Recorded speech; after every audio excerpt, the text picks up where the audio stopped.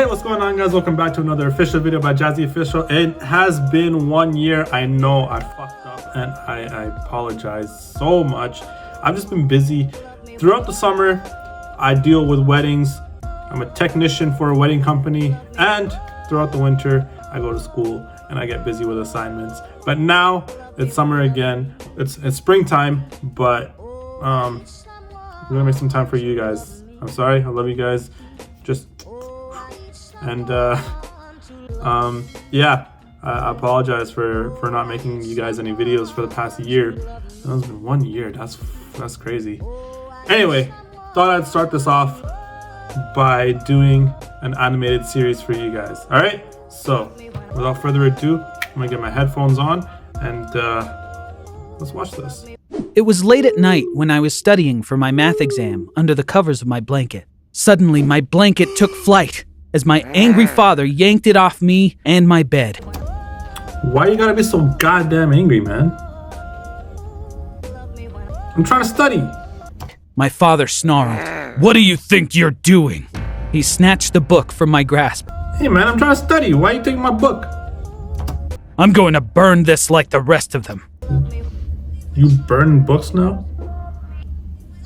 You burning books? You gotta be one dumb motherfucker. "Please leave him alone." My mother stood at the door pleading with him. "You promised me you would let Todd finish high school." Let him finish high school. My dad said what he always said. "Yes, I allowed him because I promised you, but I won't let Todd graduate with a high grade point average." What kind of dad doesn't want his kid to graduate with a high GPA? I know I would want to graduate with a high GPA. My dad wants me to graduate with a high GPA. Shit. "Then he'll want to go to college. I was valedictorian at Harvard University, the best college in the world. And where did it get me?" So if you were valedictorian at Harvard University, the best college in the world, why wouldn't you want your son to graduate with high marks or honors or whatever, you know? Why? You're a Harvard graduate. You gotta... Anyway. "Nowhere. College is a waste of time." My dad graduated from Harvard University. Wait, so you graduated Harvard University and it got you nowhere.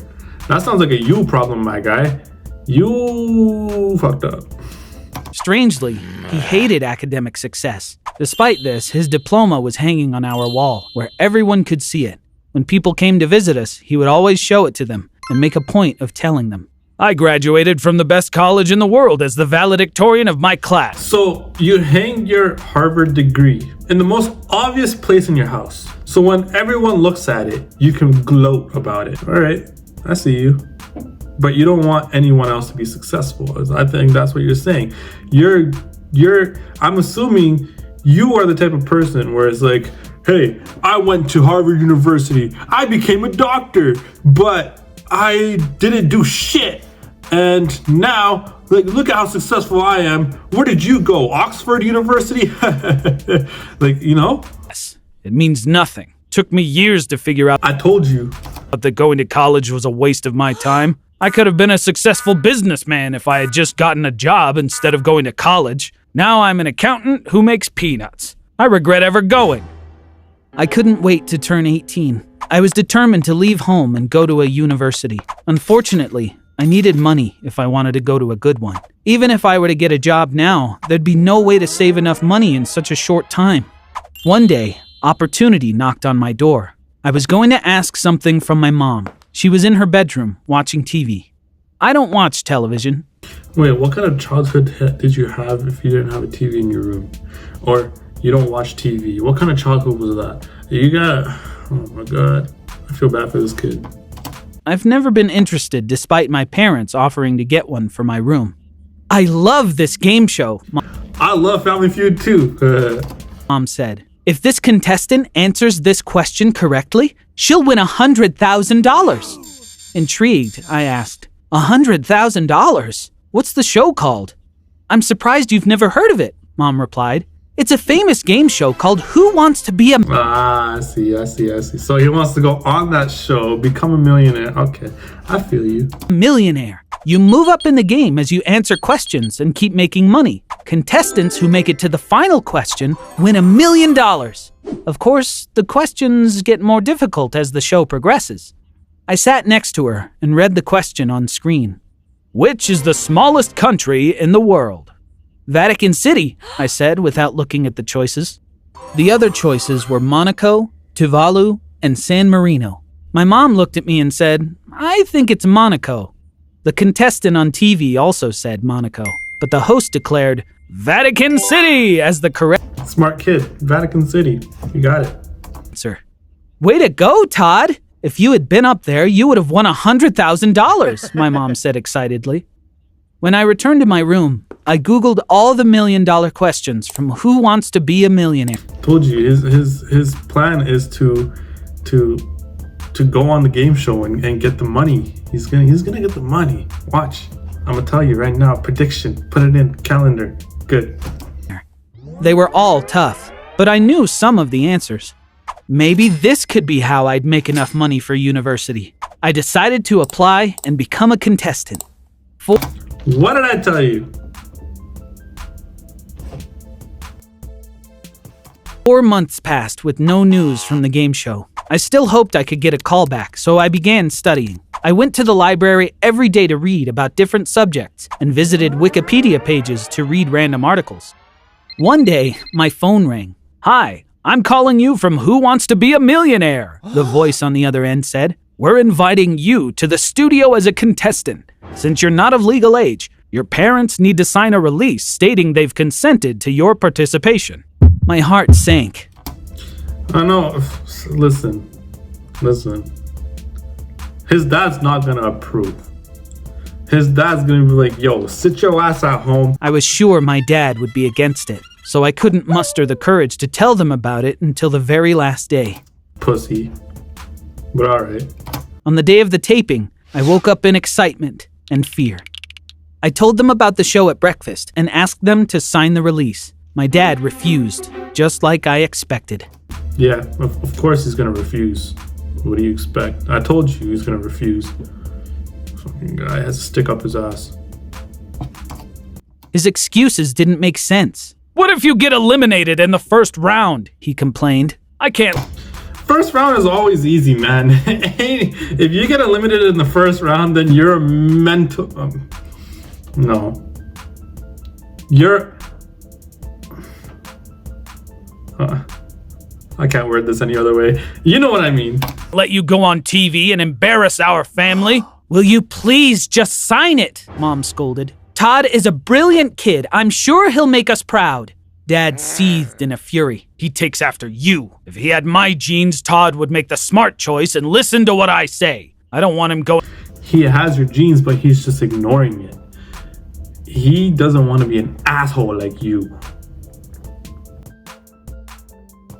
Going on some game show? We will not be discussing this again. Now, I need to get dressed and go to work. With that, he stormed out of the kitchen.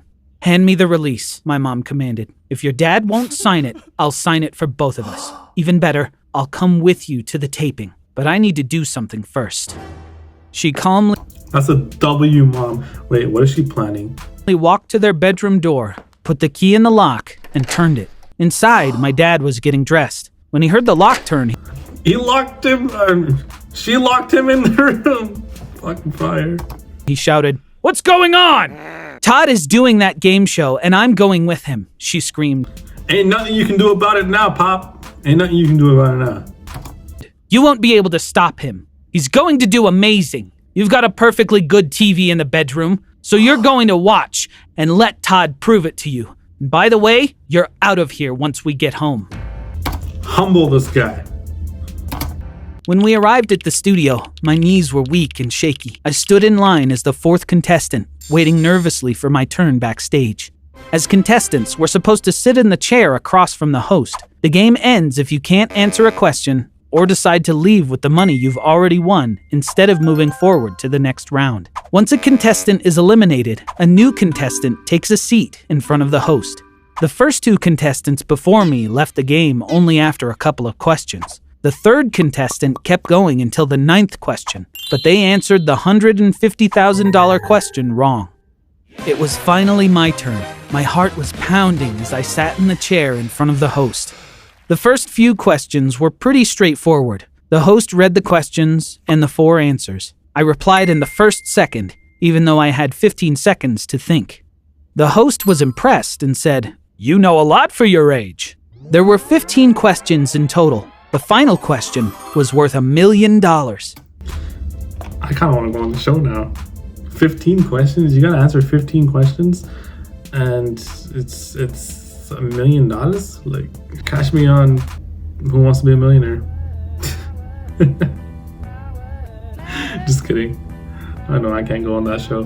When the host read the 7th question, I got nervous because I didn't know the answer.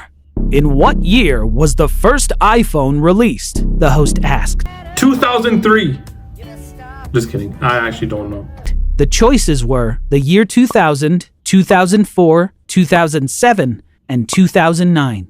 Each contestant was given 3 lifelines. The first was called 50-50, which eliminated 2 of the wrong choices on screen. The second lifeline was Ask the Audience, and they would ask the question to the people in the studio. The third one was called Phone a Friend. For this lifeline, I'd call someone I trusted and ask them for the answer. I used the 50-50 lifeline for the iPhone question. That way, I was left with the choices of the year 2000 and 2007. I thought, 2000. iPhone technology wasn't that old, so I said 2007. When the host asked, "Is that your final answer?" my voice began shaking. "Yes," I said. It was correct, and I won $50,000. Well, I guess that makes sense. I had flip phones until 2006, and then 2007, iPhone introduced the touchscreen. Goddamn.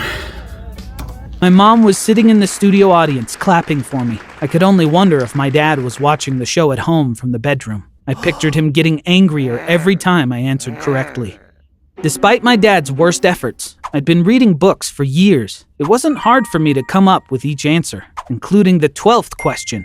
The host was surprised when I promptly answered, "Which is the deepest lake in the world?" It was Lake Baikal.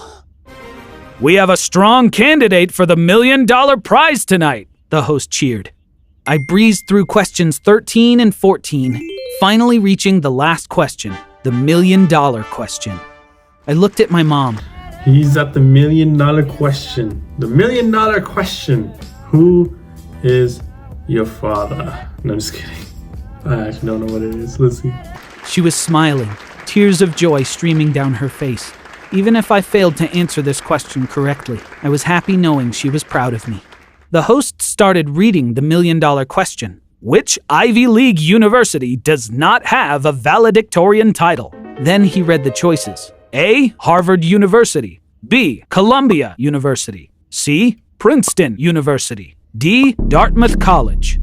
I was surprised when I heard the question. My dad was in for a shock. Harvard. Because his dad's actually not a valedictorian. Oh my god.